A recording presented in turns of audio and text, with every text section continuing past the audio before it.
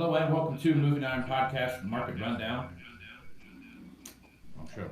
Welcome to Moving Iron Podcast webinar here. I got George Burkhoff and Andy McKnight, and they've both been kind enough to jump on here to talk about different stuff that's happening in crop insurance right now. There's a lot of things in the air that are definitely causing some issue with a lot of stuff that's going on out there. And what I wanted to do is get these two guys on and get their opinion of what they see happening, and then answer any questions that might come up here along the way. So, George and Andy, welcome and thanks for being on the broadcast here. Casey, thank you for having me. No, it's great stuff, man. So, first off, let's go ahead and get started. So, anyone that's listening to Moving Iron Podcast number 138, you know George Burkhoff, but George, why don't you give a brief background on yourself and who you are? Well, I'm an independent insurance agent in southern Indiana. I've got clients in about 4 states that I work with, Illinois, Indiana, Kentucky, and Ohio. A fair amount of my clients are just heavy corn and bean growers, and things have gotten really kind of hectic over the last, even more hectic, I guess, than they have been, but more hectic over the last couple of weeks with all the wet weather we've had. Okay. Andy, why don't you give a little background on yourself? Well, I'm the supervisor for the southern half of Indiana for Great American Crop Insurance, and I'm in charge of the adjusting staff, so Right on. And a little first-hand knowledge of what we should be facing, I think. Yep.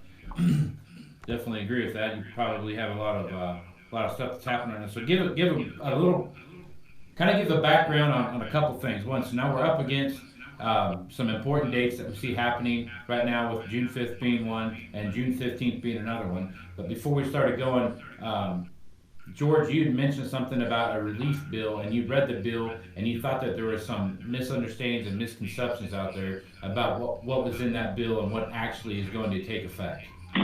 Yeah, so the disaster aid package that was just passed by the House earlier, I guess last Monday, and then it's already been approved by the Senate. It's going to the President's desk to be signed, and it looks like that should be, an easy thing to occur because it's a bipartisan bill. It's $19 billion that was associated with that aid package. I think that there's some assumptions, I guess, that are going on based upon some of the language in the bill that it's going to push prevent plant payments up to 90%, and those payments, at least from what I've read out of the bill, looks like it's not going to impact much of the Midwest at all. It looks like it's going to. It was basically focused for flooded areas in the Midwest, and those were the heavily flooded areas like Iowa, some of the northern Missouri area, that kind of stuff, and then the hurricane ravaged areas from, I guess, the south, back from the 18 hurricanes. And there's, like I said, there's only $19 billion in that bill. $3 billion of that has been appropriated for the ag sector. So it'd be really hard pressed, at least from what I've seen, for that money to be opened up all over the country, because we would run through that prevent plan, that $3 billion in prevent plan allocation for probably Iowa, Illinois alone. Okay. So I think, in Casey, I think what's going on is some of the growers are making these assumptions and making decisions based on these assumptions, because we've had some items thrown at us in the past few weeks that have complicated or muddied the water a little bit. One of those being the MFP2 payments that have been announced, and then now this disaster aid package, and then, of course, the volatility in the marketplace has just added to it even further, because I think corn closed today at 433.5, new crop corn at 433.5, where it's been coming down off of that. I think it was somewhere around 450, 452 earlier this, I guess, the end of last week. So I think the momentum has turned a little bit negative at the moment, and so the growers are looking at this thinking, okay, how do I patch things together from a payment side and from an acres planted side to make the dollars go further. Okay. All right. So let's talk about what you see.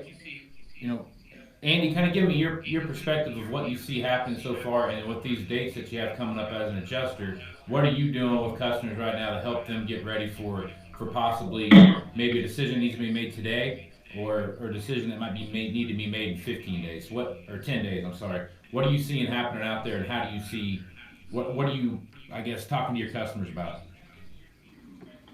Well, for the most part, as far as the dollars and cents, we're going to refer them back to their agent to do the figuring on that. The initial indications are that there will be a fair amount of prevent plant corn acres turned in.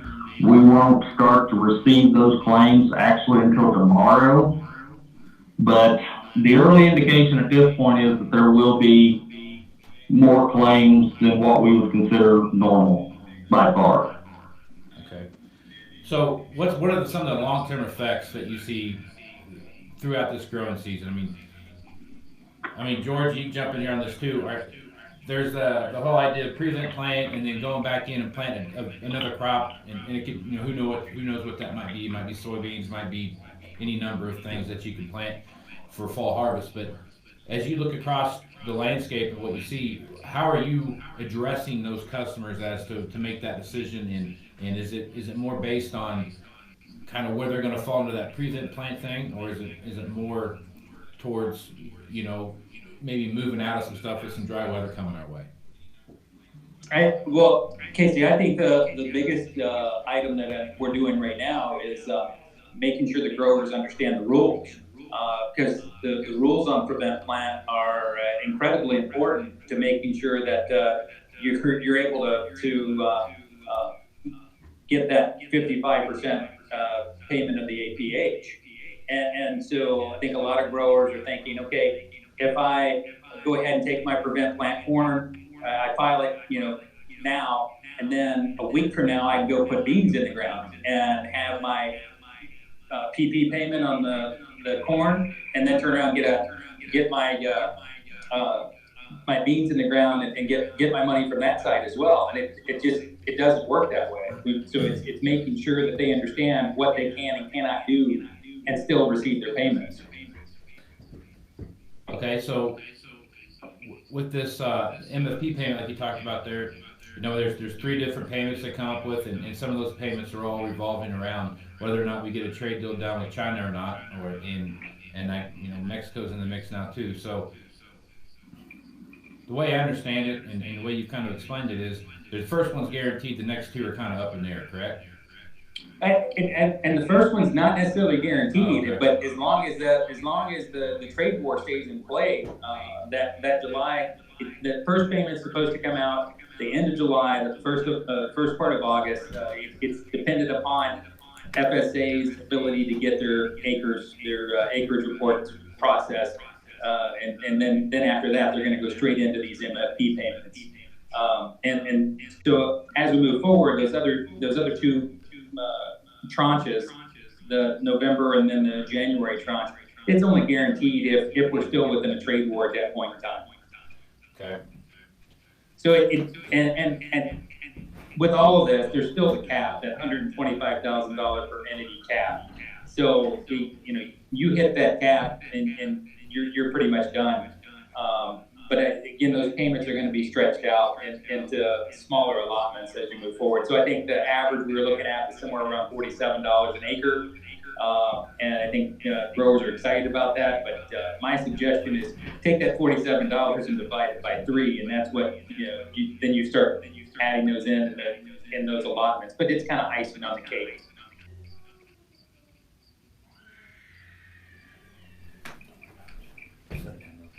Okay, so with all that being said, then if you look across all that stuff, what about the folks that are I've seen lots of articles out there where they've done a lot of different stories about guys that are in really bad place where 100% of their acres are underwater. What happens with those folks? Andy, you want to address that one? The folks where 100% of their acres are underwater, we're coming up on the deadlines to where they could declare prevent plant. The question with that is going to be is if the payment is enough for them to remain solvent, and if they think that they could get into it later to plant soybeans at a later date. I think there's going to be areas of the country with what George said earlier that I think the disaster aid payments are going to kick in. But as far as in Indiana, I don't foresee that becoming anything that affects us. I believe that's going to mostly be in the western parts of the Corn Belt. But, it's kind of the same thing. You have coverage levels, and prevent plant may be your only option at that point. Right. So, Andy, let's chat a minute about some of the questions that we've been asked. And I know I've talked with you earlier today about a couple of those situations. So in the instance of, I've got some growers that want to come back in and plant a second crop. And they want to make sure that second crop doesn't impact their prevent plant payments. So what's that window look like, that second crop that comes in? Give us an idea of how that impacts the growers. Well, if you take prevent plant corn on, let's say, June the 6th, you turn in your claim, and you decide that you want to plant some form of a cover crop, you are available at any point after your claim is set to go in and plant your cover crop. It cannot be hayed or grazed prior to November 1st, where it becomes counted as a second crop. If you have a second crop planted, even if it's just, let's say you went in and planted a Sudan grass, sorghum Sudan grass that you wanted to make hay off of, if you cut that at any point prior to November 1st, it would then become a second crop that was harvested. It would cut your prevent plant payment down to 35%, and you would also have an assigned yield placed in your APH database. And I know, generally speaking, that is the part that a lot of growers, to be able to cut hay all summer, to lose 20% of my payment, I can deal with that. But whenever you go to having a 60% assigned yield placed in your APH, that follows you for 10 years. And that's something that gets to be hard to swallow. Okay, so explain that a little bit then. I'm not familiar with that. What's that? Explain what that means. Okay, your APH database is your 10-year yield history. Right. That's what designates the APH that is used for your guarantees on your insurance policy. And they generally run for 10 years unless you have farmed less than 10, and then it'll be however many years you farm that piece of land. So normal prevent plant, it gets entered as a blank. It doesn't count. So if you farmed that farm 10 years prior and you take a prevent plant corn claim this year, then your APH would only be divided by 9 years because that year would be blank. But if you harvest a second crop, then it would be an assigned yield placed in there. And so you would have a very low value, and you would be back to figuring off the 10 years instead of 9. So Andy, in that case, let's say your APH is 200 bushels, and so that'd be 60% of that. So your then assigned yield that you would get for this year would be 120. And in general cases, a general rotation of 50-50 corn and beans, that's going to take you 20 years to essentially get rid of that number, that 120 bushel number. So that is the thing that a lot of people don't necessarily realize, and that's pretty far-reaching effect to get rid of that. And so that's where, as George said earlier, understanding the rules on prevent plant, because there are a lot of them, is a very big deal. And knowing what you can do and how you can do it, becomes pretty crucial to an operation anymore. Yeah, that's a huge deal. So George, when you talk to your customers about prevent plant, they're looking at this right here and they're having this huge. I mean, that's a big deal if you start looking at over a 10-year period that you're actually you've lost an entire year's worth of production, and then how that affects your overall outcome on insurance and those kind of things. How do you talk to your customers about that, and what kind of advice are you giving to them about what Andy was just talking about? I tell them not to be hasty. So we actually start running calculations. I think I mentioned in the last podcast, I've been running calculations with my clients for probably the last 4 weeks at this point, trying to figure out what's the best option for them. In most cases, it would be favorable to just forget the prevent plant payment if you were going to put in beans and just put straight beans in the ground, because you've got to wait in our case over a good portion of the eastern corn belt. We've got to wait till the late planting period is ended on corn. If you claim PP on corn, you've got to wait till that late planting period's over to put in your first beans behind that. So I mean, you're talking about a June 26 time frame before you start planting beans. And not only are you talking about then that assigned yield that happens on the corn, but you've already lost insurance coverage on the beans because we're into the late planting period for beans at that point. So that's you've lost 5% of coverage on those beans. And then you turn around and from a yield perspective, an agronomic perspective, you're probably going to lose 20% of that yield on those beans as well. And I think growers over the last few years, we've had great yields where we're looking at 50, 60, 70 bushel beans. Right. And now they're thinking, hey, well, I can plant beans all day and end up with 50 bushels. Well, that's not a given. I mean, especially we're going in with these wet conditions and trying to plant beans. Beans don't like wet feet. So then you turn around and you're taking 20% off of that yield. You could already be in a claim situation and not know it. Okay, so that's the other thing. So understanding your claim situation and where you're at. I mean, you've talked about this a million times. I mean, we talked about this before the podcast on 138, and then today getting ready for this and going back and forth. Outline that a little bit and how do you get to that point and how those wheels start to turn. Well, this goes back to a couple of key factors. The first one is know your cost of production, because I think a lot of growers don't really look at their cost of production as closely as they should, basically because they don't count anything for their time, and so part of that is saying, hey, if I had a job in town, I was doing something different for this many hours, what would my return be?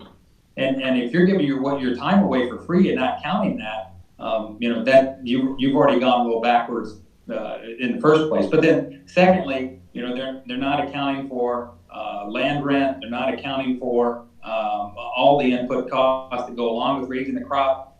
So a lot of times you'll hear something like, well, my input cost is $300 an acre, and that's not including the taxes and the land rent. So then you're starting to look at something that's more comparable towards the $700 an acre range when it's all said and done, especially if you're using a fungicide pass or using some other fertilizer passes during the summer like foliar feeding. Now you're starting to look at some additional costs that are involved there that don't necessarily get calculated. So that's really where making sure you've accounted for the full cost of production is important to help you make this clear decision. And there, like I mentioned there in the last podcast, there are a couple of good calculators that are out there. Iowa State has one. I know that University of Illinois Extension has one. I think I saw one on the University of Minnesota Extension site. So they're all help for the general area that you're talking about. Get a better idea of what your cost of production looks like.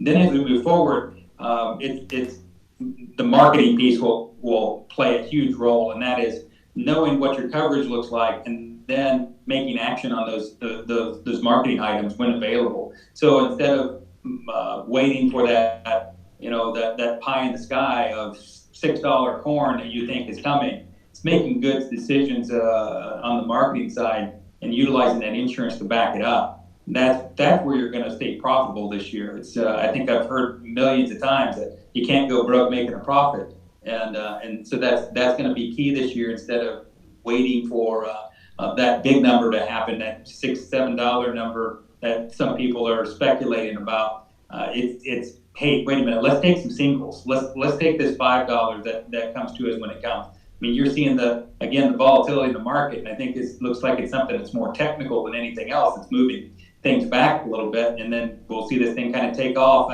If what we're assuming, somewhere between 6 and 10 million acres of prevent plant come into play. Okay. All right. So Andy, let's talk about some of these acres that we've seen where they were in the heavily flooded area. I mean, they might have had 2, 3, up to 10 feet of water on top of them, and they stayed that way for a week or two, and now they're getting back in trying to do some planning on where they can do that at. As an adjuster, do you go take a look at those acres and see, is there so much sand and rock and gravel on top of it now that this year makes it pretty hard for anyone to really go ahead and farm it, or how, from an adjuster standpoint, how's that work for you?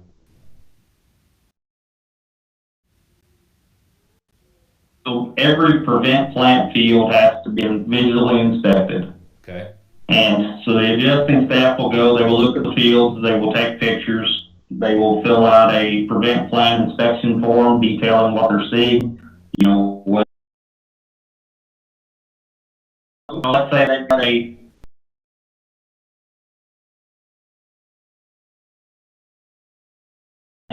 you can still do that and declare prevent planting on the rest of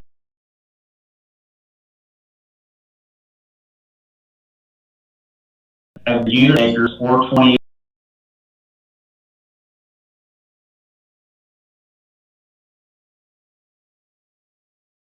So, there's nothing that says that you can't go plant the high spot that you can get into now and still take prevent planting on the other. It just has to be, if you plant beans on those acres that you can get through, you have to take prevent plant beans on the remainder, unless you have history of splitting that field into 2 crops in the past. Gotcha. Okay. And I know I said a lot of things really fast, but it's just there's a lot of moving parts behind a prevent plant claim. Yeah, it sounds like that. It sounds like there's quite a bit to that. And so, Casey, I guess from the client side of things, the farmer side of things, what I guess the first part of this is filing the claim. So we've got 72 hours. Andy mentioned the 6th is kind of our trigger date. So it's 72 hours in which to file a claim. And what I've been advising my growers to do is anything that they don't have planted that they intended to put in corn as of June 6th, we're going to file that prevent plant claim on. And then if they want to continue planting, continue planting. And at that point, we can just withdraw those acres. Now, for whatever reason, if let's say we've got a storm front that comes through, on June 9th, and suddenly makes everything ineligible for to plant again for another week or two, and you're now suddenly looking at maybe the 15th before you could get back in and plant again. I think if you don't file that claim, you're just simply out of luck, because it's then too late. It's past that 72-hour window, and those rules are going to be hard and fast this year. The second piece to this is gathering the documentation to make sure that you've got good records on your seed receipts, your fertilizer receipts, your chemical receipts, any input that you were going to use on those prevented acres. And the third thing then that I always mention to my clients is take a picture. Go out and take a picture of field conditions of the prevented acres so that we can help the adjusters. Because with the amount of prevent plant claims that we're going to have, it's going to take some time to get through those. And so if you've got a picture on June 6th where you've still got standing water on your acres, then it's going to help the adjusters make good decisions, as opposed to going out and doing that visual inspection 15 days later and find out that it's dry as a bone. Yep.